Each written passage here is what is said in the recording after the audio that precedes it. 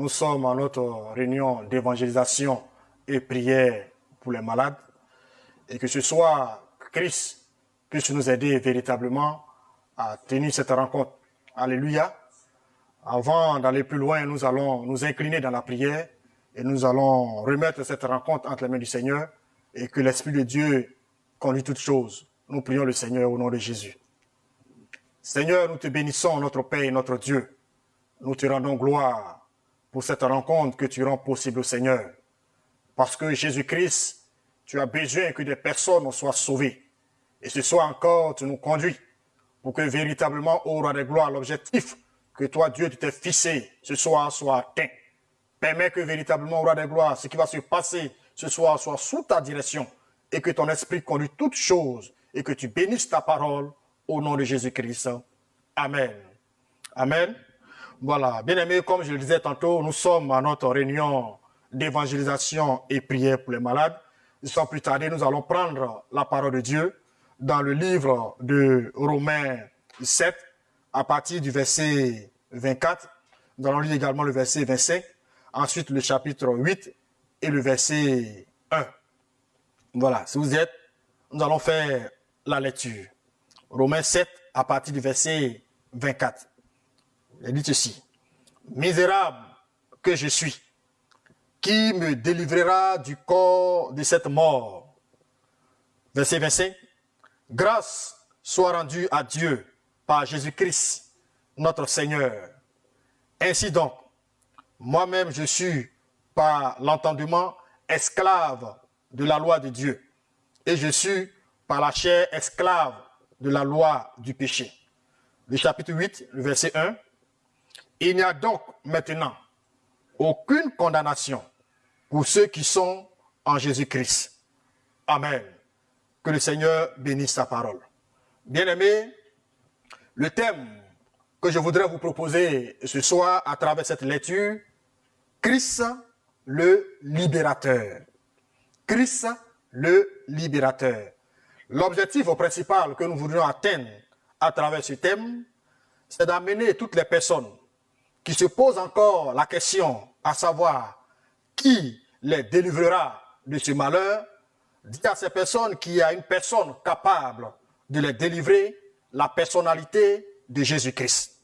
Bien-aimés, nous avons souvent entendu des gens utilisant les mots de Paul en Romains 7, verset 24, qui dit « Misérable que je suis, qui me délivrera du corps de cette mort ?» Il l'utilise d'une manière laissant entendre que ces mots s'appliquent à nous, les chrétiens nés de nouveau. Ils utilisent comme si nous étions, si nous chrétiens étions encore esclaves du péché. Ils disent alors, ô misérables que nous sommes pécheurs, vendus au péché, qui nous délivrera de cela? Les chrétiens ne sont pas des personnes misérables qui attendent une personne pour les délivrer. Le libérateur est venu et son nom, c'est Jésus-Christ. Il a ouvert la porte de notre prison. Il nous a libérés. Nous ne sommes plus misérables. Nous étions misérables autrefois, quand nous étions morts dans les offenses et dans les péchés. Éphésiens 2, le verset 1. Mais maintenant, nous ne sommes plus morts. Dieu nous a ressuscités avec Christ comme un don sur la base de notre foi seulement. Éphésiens 2, le verset 5. Maintenant, nous sommes une race élue, un sacerdoce royal, une nation sainte, un peuple acquis, afin que nous annoncions les vertus de celui qui nous a appelés des ténèbres à son admirable lumière, dans 1 Pierre 2, le verset 9. C'est la vérité de la parole de Dieu. Bien-aimés, mais nous sommes alors en droit de nous demander de quelle situation dramatique Paul parle en Romains 7. À qui fait-il référence? Pourquoi utilise-t-il ce passage comme s'il s'appliquait à lui-même? Et pourquoi parle-t-il au présent comme si cela se passait à ce moment-là? Alléluia! Nous ne devons pas aller bien loin pour trouver la réponse. Son sujet principal qu'il traite dans le livre de Romains 7, c'est la situation sans Christ.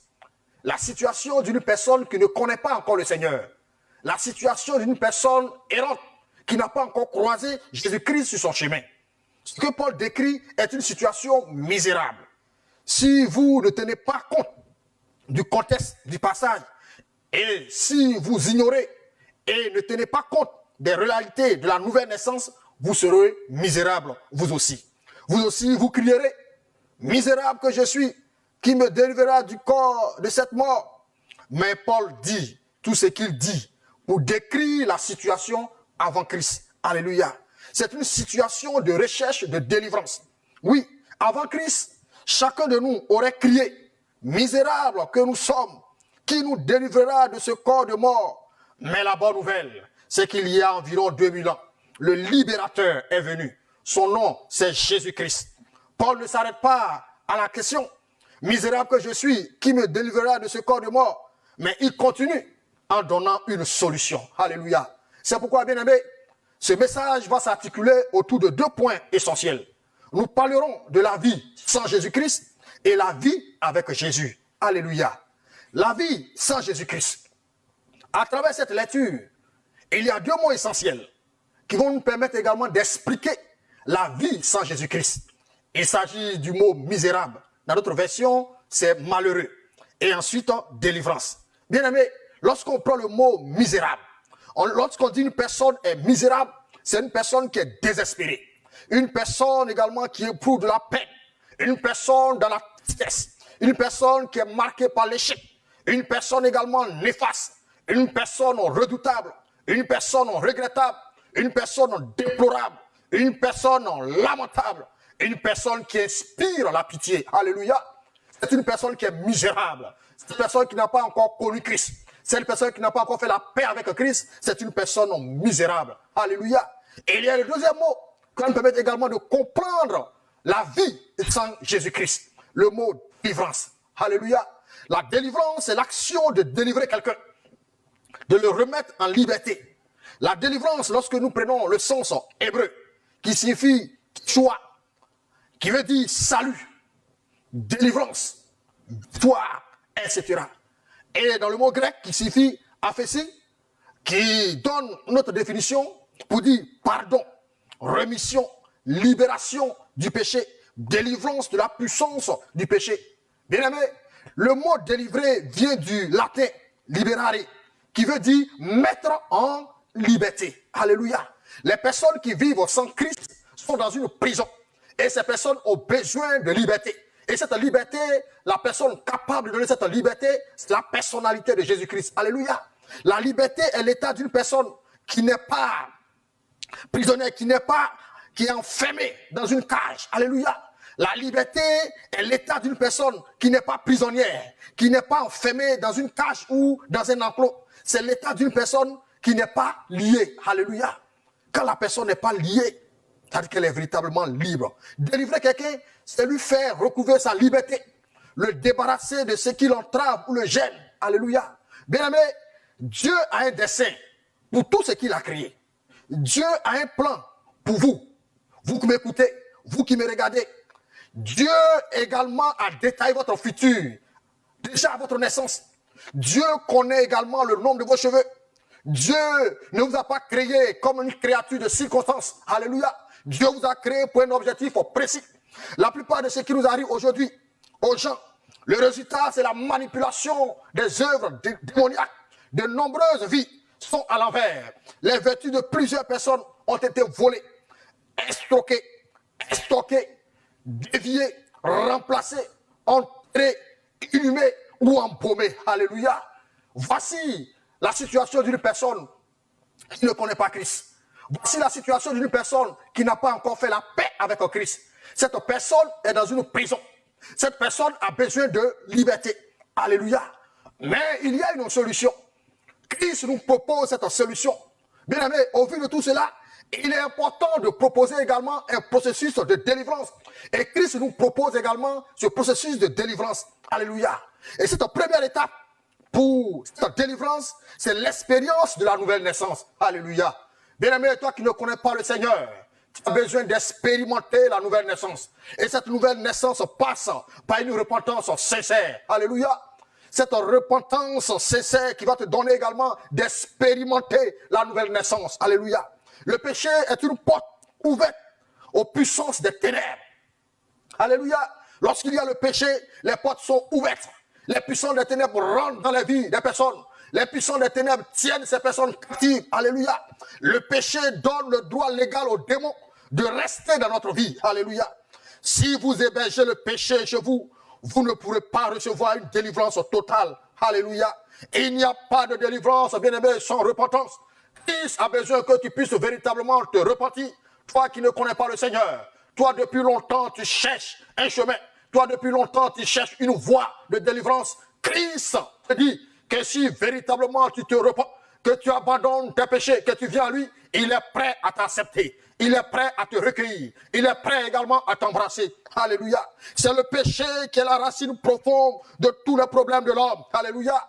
Le péché qui est la racine profonde de tous les problèmes de l'homme. Il rend votre vie misérable. Alléluia. Il rend votre vie également perméable aux malédictions, aux malheurs, aux maladies. Alléluia. Aux sorciers et aux puissances des ténèbres. C'est pourquoi, bien-aimé, il est impératif de se repentir sincèrement et totalement de tous les péchés que, bien-aimé, nous avons commis pour que véritablement nous puissions expérimenter la nouvelle naissance. Lorsque nous prenons les passages comme Jean 1, le verset 1, 8 à 9, Proverbe 28, Psaume 32, Jacques 4, le verset 7 à 10, voici également des versets qui vont nous aider également véritablement à nous repentir. Alléluia. À nous repentir sincèrement. Bien-aimé, après cette repentance, il faut recevoir Jésus-Christ comme ton Seigneur et Sauveur personnel. Alléluia. Toi qui n'as pas encore Jésus-Christ, après cette repentance sincère, il faudrait que tu puisses accepter le Seigneur Jésus-Christ comme ton Seigneur et Sauveur personnel. Alléluia. La nouvelle naissance fait de nous enfants de Dieu. Alléluia, c'est merveilleux.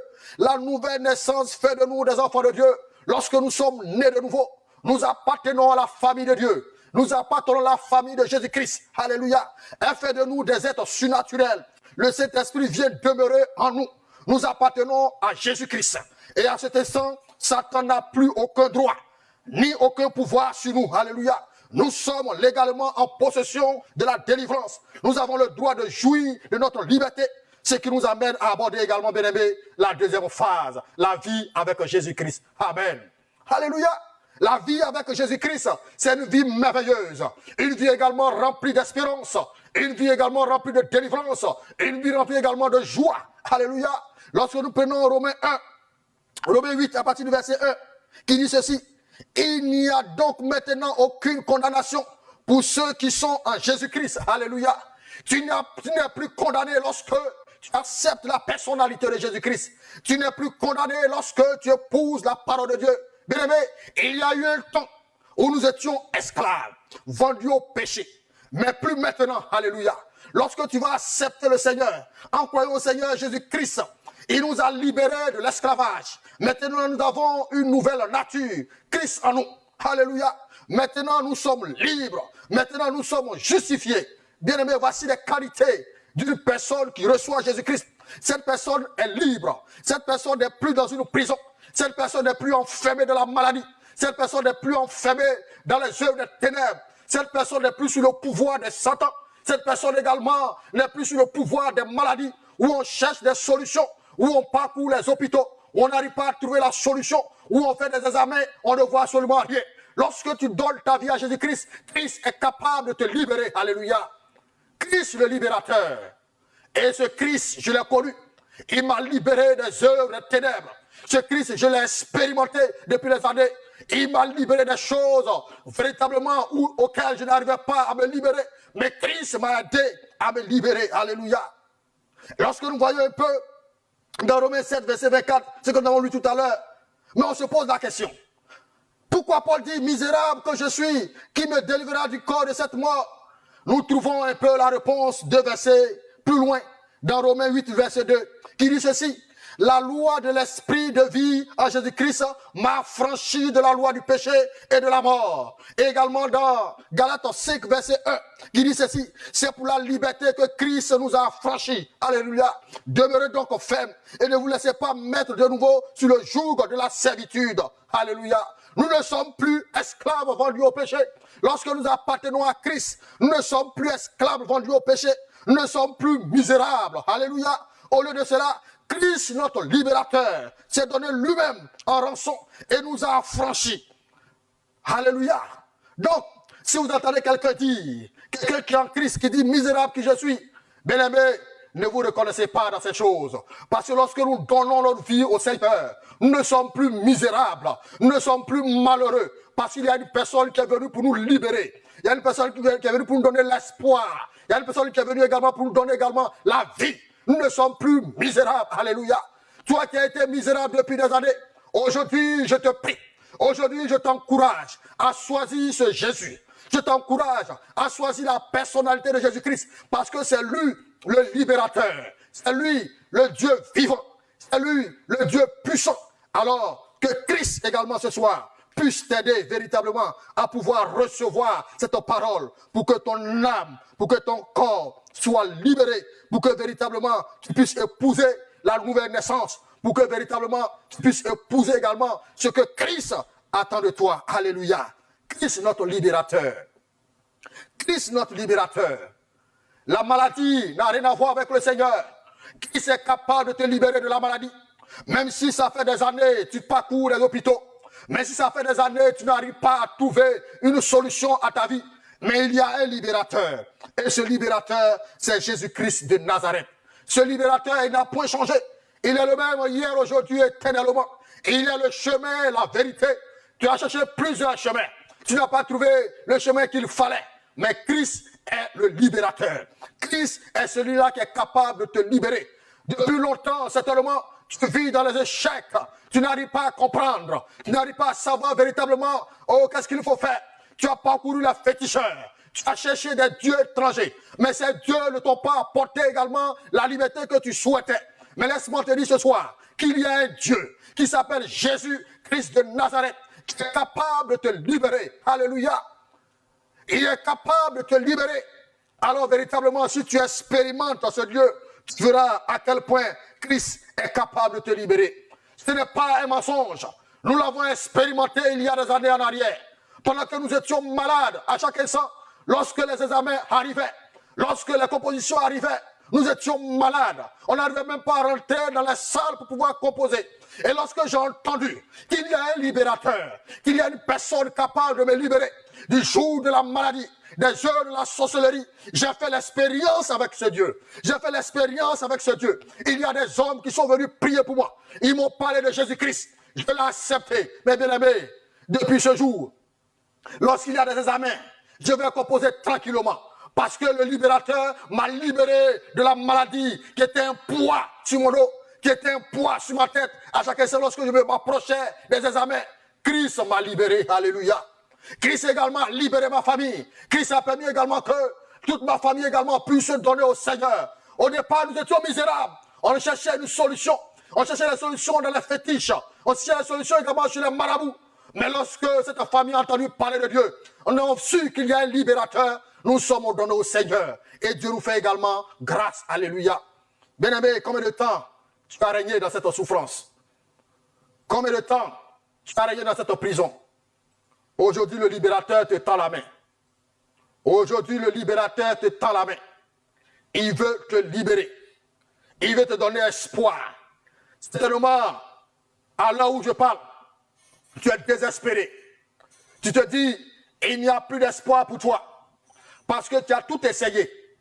Tu as essayé tes relations. Tu as essayé les médicaments. Tu as essayé les dieux des rivières. Tu as essayé les dieux bois, les dieux du ciel, les dieux soleil, et j'en passe. Mais tu n'as pas encore essayé une seule chose. La seule chose que je te demande d'expérimenter ce soir, la seule chose que je demande également de voir ce soir, c'est la personnalité de Jésus-Christ. Alléluia. Et lorsque tu vas expérimenter ce Dieu, tu verras que véritablement la parole de Dieu est la vérité. Que Christ est venu véritablement pour nous libérer. Il y a d'autres qui sont dans les prisons. Et depuis des années, ils sont enfermés. Ils n'arrivent pas à se libérer de ces prisons parce qu'ils sont sur le poids des démons de famille. Où généralement, vous êtes dans cette famille, les choses ne bougent pas parce que vous n'avez pas encore connu Christ. Mais lorsque Christ rentrera dans votre famille, vous allez voir ce que Christ est capable de faire. Ce Seigneur viendra également pour vous libérer. Depuis longtemps, également, tu cherches. Ce soir, laisse-moi te dire que le libérateur est là. Simplement, ce qu'il te demande, de venir à lui, pour que véritablement, il puisse encore se saisir de toi, pour rendre témoignage. Alléluia. Bien-aimés, nous pouvons dire encore qu'au travers de cette délivrance, nous pouvons vivre en pleine liberté face au péché. Sachant que le péché n'a plus de puissance sur nous. Alléluia. Quand tu te donnes au Seigneur, le péché n'a plus de puissance sur toi. Nous avons la certitude que nous pouvons lui résister et ne pas succomber car nous ne sommes plus liés à lui. Alléluia. Lorsque le libérateur arrive, quand nous voyons le péché, nous avons la haine pour le péché. Nous repoussons le péché parce qu'il y a une personne qui habite en nous. Il y a une personne qui est avec nous. Ça nous donne la force de repousser le péché. Mais lorsque cette personne n'est pas avec toi, tu peux vivre dans le péché matin, midi, soir. Cela ne te dit absolument rien. Mais quand cette personne vient et qu'il te libère, désormais, lorsque tu vois le péché, tu as la haine pour le péché. Tu as la haine pour les choses qui ne glorifient pas le Seigneur. Tu as la haine pour les choses également qui vont te mener à la perdition. Parce qu'il y a un libérateur qui est venu pour te libérer. Alléluia. Il en va de même pour Satan. Nous ne sommes plus esclaves de Satan. Alléluia. Lorsque le libérateur vient, tu n'es plus esclave de Satan. Tu n'es plus esclave de Satan. Parce que désormais, tu appartiens à Dieu. Mais un esclave, c'est quelqu'un qu'on traîne partout. C'est toi qui fais tous les corvées de la maison. C'est toi qui fais également, toutes les choses, certainement, qu'on rejette.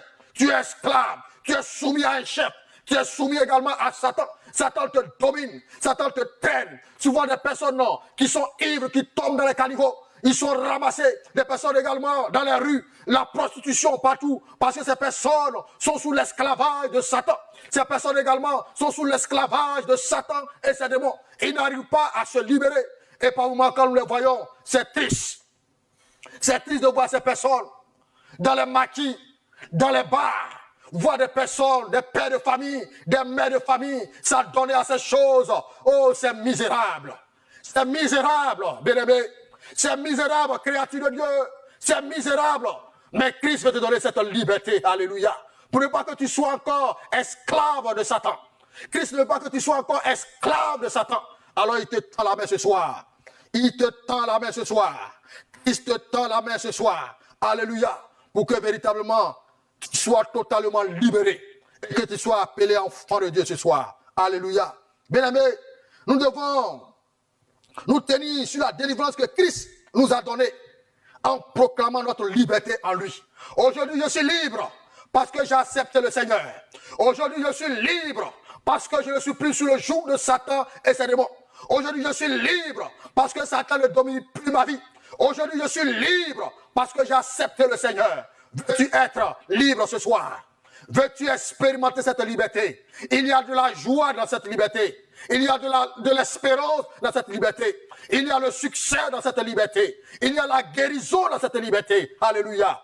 Expérimente ce Jésus et tu verras combien de fois il est bon. Expérimente cette grâce et tu verras combien de fois ce Jésus-Christ il est bon. Bien aimé, lorsque nous prenons Luc 4, le verset 19. Jésus était oint pour proclamer aux captifs la délivrance, c'est-à-dire pour leur apporter le salut et tout ce qu'il implique. Alléluia. Christ est venu pour apporter le salut, pour que tu sois sauvé. Il n'est pas venu pour te regarder misérable. Il n'est pas venu pour te voir malheureux. Alors, longtemps tu as crié, misérable qui je suis, qui me délivrera. Aujourd'hui, tu as la réponse à ta question. Tu as la réponse à ta question. Parce que la personne qui est capable de te libérer, c'est la personnalité de Jésus-Christ. Alléluia. Il n'y a pas d'autre Dieu capable de te libérer. Tu as compté certainement sur des rivières. Tu as compté certainement sur, comme on a dit, les dieux bois de la maison qui n'arrivent même pas à bouger, qui n'arrivent même pas à se déplacer. Lorsqu'il y a des incendies, ils sont brûlés même dans ces maisons. C'est sur ces personnalités, c'est sur ces bois que tu as mis ta foi. Mais notre Dieu que nous adorons, qui s'appelle Jésus-Christ, il est vivant. Il est réel, il parle, il bouge, il entend, il te comprend. Alléluia. Tu te diras que, oh, j'ai trop péché. J'ai fait des choses incroyables. J'ai fait des choses pour lesquelles Christ ne peut pas me pardonner. Viens seulement à lui. Viens à Christ. Viens au libérateur. Il te tend la main. Quel que soit dans l'état dans lequel tu te trouves, Christ ne regarde pas cela. Il regarde également ta volonté. Il regarde également cette décision que tu vas prendre ce soir. Et tu verras que véritablement ce soir, tu seras une personne libre. Tu seras une personne également épanouie. Une personne remplie de joie. Une personne remplie véritablement d'une grande joie. Parce que la première fois que je l'ai expérimenté, bien aimé, j'ai bien dormi. Parce que mes nuits étaient tourmentées par des démons. Des cauchemars par-ci, par-là. Je n'arrivais même pas à dormir. J'avais peur même de rentrer dans les chambres pour dormir. Mais bien aimé, lorsque j'ai croisé ce libérateur, je dors peinard. Parce qu'à chaque instant, il y a un libérateur. Dieu envoie ses anges pour nous protéger, pour nous garder, pour également nous secourir. Lorsque Satan essaie de nous placer des pièges au-devant de nous, il vient pour nous libérer. Et ce soir, je te dis de l'accepter. Amen. Je te dis de l'expérimenter. Je te dis également de venir à ce Dieu. Parce qu'il est merveilleux. Parce qu'il est bon. Parce qu'il est prêt à te libérer. Quelle que soit la situation que tu vis. Quelle que soit la situation dans laquelle tu te trouves. Viens seulement au libérateur. Parce qu'il te tend la main ce soir. Alléluia. Bien-aimé, suite à cette parole, tu vas commencer par réfléchir à ces quelques mots que tu as entendus. À ces quelques paroles que tu as entendues. Si tu n'as rien retenu dans ce qui a été dit, sache simplement qu'il y a quelqu'un qui est capable de te libérer. Il y a une personne qui est capable de te guérir. Il y a une personne qui est capable de briser les chaînes de cette prison dans laquelle tu te trouves pour que tu sois sauvé. Alléluia. Pour que tu sois sauvé. En quelques minutes, réfléchis. Ne pense pas qu'il est encore tard. Ne dis pas que véritablement pour moi c'est terminé. Pour moi il n'y a plus d'espoir. Ma vie c'est un calvaire. Ma vie est misérable. Ce soir, tu as la solution à cette vie misérable. Qui me délivrera? Il y a une seule personne qui veut te délivrer ce soir. Jésus de Nazareth. C'est pourquoi pendant un instant, que tu réfléchis à ces paroles. Là où tu es, dans la maison où tu te trouves, es-tu à l'hôpital quelque part? Es-tu en mission quelque part? Es-tu quelque part en train de faire des choses qui ne glorifient pas le nom du Seigneur? Et puis tu es tombé sur ce message. Laisse-moi te dire qu'il y a encore espoir. Christ veut rentrer dans ta vie. C'est pourquoi, toi qui m'as écouté, toi qui m'as entendu, et suite à cette parole, tu veux donner ta vie au Seigneur. Si tu fais l'expérience avec le Seigneur, je vais prier pour toi. Pour que tu sois un témoignage. Pour que tu puisses dire, j'étais misérable. Mais quand j'ai donné ma vie au Seigneur, désormais je suis libre. Alors toutes ces personnes, que ce soit des femmes, que ce soit des hommes, des enfants, quel que soit l'endroit où vous vous trouvez, je vais prier pour vous. Parce que cette décision que vous prenez ce soir, c'est une décision qui va vous sauver. Une décision qui va vous amener également vers notre Seigneur. Alors, je prie pour vous au nom de Jésus-Christ. Seigneur, je te prie, notre Père et notre Dieu, pour ces personnes, loin d'ici, quelque part, en mission, quelque part, à l'hôpital, quelque part, dans la nature, qui ont entendu cette parole et qui ont décidé de donner leur vie au Seigneur. Seigneur, je te prie, parce que tu dis tu es le libérateur. Tu es celui-là même qui livre. Tu es celui-là même également qui apporte la liberté. Seigneur, suite à leur décision, accorde-leur cette grâce d'être appelés enfants de Dieu. Au nom de Jésus-Christ, que véritablement leur vie soit transformée. Que véritablement leur vie soit engagée, Seigneur.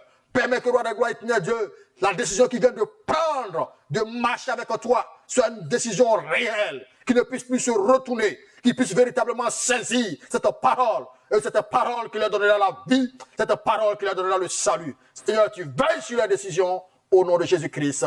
Amen. Je vais également prier pour les personnes qui sont malades. Parce que lorsqu'on parle d'une vie misérable, cette vie misérable également se traduit dans la maladie. Depuis des années, tu n'arrives pas véritablement à te mouvoir. Et tu es misérable. À chaque instant, partout, les hommes te voient. On dit, voici le boiteux, voici l'aveugle, voici cette personne qui perd du sang, voici ceci, voici cela. Mais Christ est venu ce soir pour te libérer. C'est pourquoi je vais prier pour tous ceux qui sont malades.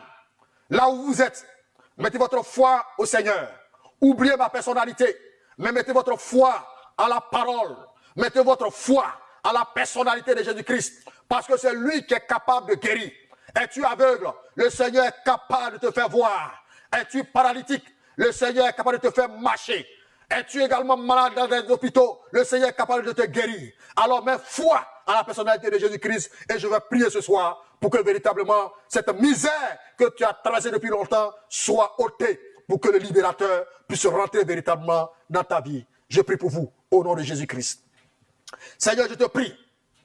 Tu vois cette dame, roi de gloire, éternel Dieu, qui depuis longtemps est hospitalisée dans ce CHU au Père Céleste, qui attend un libérateur, qui attend quelqu'un pour la libérer, pour qu'elle rentre chez elle. Elle a entendu ta parole, et cette parole, elle y a mis la foi. C'est pourquoi au nom de Jésus-Christ, Seigneur, je te prie, afin que cette personne qui est couchée, oh roi de gloire, ce soir même, que ces anges puissent la visiter, pour qu'elle puisse retrouver également la guérison.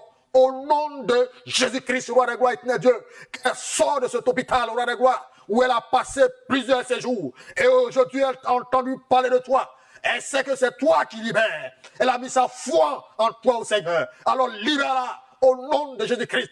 Seigneur, tu vois ce paralytique, oh, depuis sa naissance, qui n'arrive pas à marcher. Et aujourd'hui, il a entendu qu'il y a un libérateur. Et le libérateur, c'est toi, Jésus-Christ. C'est pourquoi je te prie, au nom de Jésus-Christ, de libérer ses jambes, de libérer ses jambes, au nom de Jésus-Christ, de libérer ses jambes, au nom de Jésus-Christ. Seigneur, tu vois également, éternel Dieu, ô Père Céleste, ces enfants, au roi de gloire, qui sont sous l'emprise du diable, qui sont sous l'emprise des démons, qui sont manipulés par les démons. Ils n'arrivent pas à s'en sortir. Seigneur, ce soir, je te prie, au nom de Jésus-Christ, que roi de gloire, la puissance du Saint-Esprit libère ces personnes de ces démons qui ont rendu leur vie misérable. Seigneur, libère-les au nom de Jésus. Seigneur, libère-les au nom de Jésus. Permets que roi de gloire, éternel Dieu, ces démons qui les tourmentent soient chassés au nom de Jésus-Christ. Ces démons également qui sont à la base de ces maladies chroniques qui n'ont pas de solution. Ces maladies, roi de gloire, qui n'ont pas d'avenir. Seigneur, ce soir, au nom de Jésus-Christ, j'invoque la puissance du Saint-Esprit, là où ils sont, Seigneur, afin que tu les libères de ces œuvres de ténèbres, afin que tu les libères, afin que véritablement, au Seigneur, ils puissent rendre témoignage de ce Dieu vivant. Ils puissent rendre témoignage de ce Dieu qui libère, pour que la gloire te revienne, notre Père et notre Dieu. Merci, notre Père, merci le libérateur, parce que je crois que ta parole a été annoncée, et des vies t'ont entendu, et des personnes se sont engagées, et des personnes également ont expérimenté la guérison. Je te rends gloire et je bénis ton nom, parce que roi de gloire, je sais en qui j'ai cru. Béni soit notre Père et notre Dieu, au nom de Jésus-Christ. Amen. Alléluia. Bien-aimés, comme l'avons dit tantôt, il faut expérimenter ce libérateur. Et tu verras que ce libérateur est merveilleux. Alléluia. Voilà, nous tendons pratiquement vers la fin de notre moment. Nous sommes à l'église des Assemblées de Dieu, Temple, la Transfiguration. Et il est important pour nous, avant de nous séparer, de vous donner quelques communiqués. Quelques communiqués de l'église pour qu'ensemble, nous puissions suivre les différents cultes. Amen. Voilà. Comme annonce, nous pouvons retenir que désormais, les mardis soirs et jeudis soirs, nous serons toujours en ligne. C'est-à-dire sur nos différentes adresses. L'adresse Facebook, Temple, la Transfiguration. L'adresse YouTube, Trans TV, pour suivre également nos cultes en ligne. C'est vrai, on ne se retrouve pas en salle, mais à travers ces canaux, vous pouvez également suivre les réunions du mardi soir et du jeudi soir. Amen. À cause de la situation sanitaire également, les cultes ont été réaménagés. Maintenant, nous avons les cultes les samedis et les dimanches. Le samedi, nous avons 4 cultes et le dimanche, nous avons également 5 cultes. Le samedi, le premier culte démarre de 13h à 14h. Le secteur d'habitation, 5. Le deuxième culte commence de 15h à 16h. Secteur d'habitation, 8. Le troisième culte de 17h à 18h. Secteur d'habitation, 3. Et le quatrième culte de 19h à 20h. Secteur d'habitation, 2. Ça, c'est pour le samedi. Pour le dimanche, le premier culte débute également à 6h30 et finit également à 7h30. Pour le secteur d'habitation 1. Deuxième culte commence à 8h30 et finit à 9h30, secteur d'habitation 7. Le troisième culte commence à 10h30 et finit à 11h30, secteur d'habitation 6. Et le quatrième culte commence de 12h30 à 13h30, secteur d'habitation 9. Et le cinquième culte commence de 14h30 à 15h30, secteur d'habitation 4. Bien-aimés, pour un meilleur déroulement de nos cultes dans la discipline, les hommes de Dieu exhortent les frères et sœurs des différents secteurs à respecter strictement le programme ci indiqué ainsi que les mesures barrières contre la COVID-19. Amen. En ce qui concerne le programme de l'écodime, c'est-à-dire nos enfants, ils ont également 2 cultes. Et les cultes également se déroulent tous les samedis. Le premier culte concerne les enfants âgés de 10 à 12 ans. Le culte commence à 9h et finit à 10h. Pour les plus grands, les adolescents, à partir de 13 ans et plus, le culte commence à 10h30 et finit également à 11h30. Bien-aimés, voici un peu quelques programmes de l'Église et nous prions les bien-aimés à suivre ce programme pour qu'ensemble, nous puissions véritablement obéir aux voix du Seigneur. Amen. Voilà. Suite à ces annonces, nous sommes pratiquement à la fin de notre rencontre de ce soir. Nous allons prier le Seigneur pour remettre également la semaine entre les mains du Seigneur et que les jours à venir, nous puissions encore nous retrouver ici, parler encore de la part du Seigneur pour que des vies également soient sauvées. Donc ensemble, nous allons dire merci au Seigneur et prier également pour la fin. Seigneur, je bénis ton nom. Dans la faiblesse de la chair au Seigneur, tu nous as permis également de parler de ta part, Seigneur. Permets que, roi de gloire, la parole qui a été annoncée et que je crois à toucher des vies, je crois à guérir des malades. Permets que cette parole également soit encore efficace pour ceux qui hésitent encore, Seigneur. Merci pour ces moments que nous avons passés ensemble. Que la gloire te revienne à toi seul, au nom de Jésus-Christ. Amen.